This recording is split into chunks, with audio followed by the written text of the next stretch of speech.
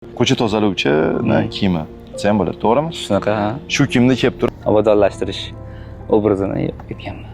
obodonlashtirish formasi bilan Mana bu obodonlashtirish kiyimi emas. Bu xavfsizlik nimchasi, xavfsizlik futbolkasi, nima deydi yana bezurfkafka deydimi, yana bilmadim, kanzulka deydimi, bilmadim qanaqa deyiladi, lekin bu obodonlashtirish kiyimi emas. Bu xavfsizlik. Bu Amerikada ko'chada ishlasangar, mana bu xavfsiz joylardagi texnikalar bilan ishlamoqchi bo'lsangar, ana shuni kiyib ishlaysan. Nega deganda, mana bular yonadi.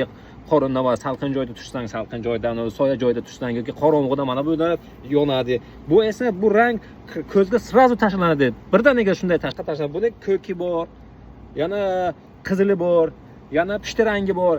Ko'p bunaqa. Shunday ko'zga tashlanishi uchun bu obodonlashtirish kiyimi emas. To'g'ri, ular ham kiyadi. Nega kiyadi? Ular nega deganda ko'chada ko'p yuradi. Mashinalar, boshqa mashinalar shofyorlar ko'rishi uchun, urib ketmasligi uchun. Bu xavfsizlikda. Mana buni ham men kiyib ishlayman. Bu yerda ko'p trakchi okalar Amerikada ishlasa, bu hamma mana shuni pasti 90% kiyadi. Nega deganda, mana bu omborxonada kirayotganda yuk olib yuk berishda mana shu siz qo'ymaydi. Ba'zilarga kaska qo'yib kirish kerak. Menda kurtkasi bor, futbolkasi bor, mana nimchasi bor. Shu uchun men tanqid qilmoqchi emasman. Shunchaki bu obodonlashtirish kiyimi emas. Shunaqa deb yana ma'yus ovoz bilan gapirmanglar demoqchiman. Shunaqa.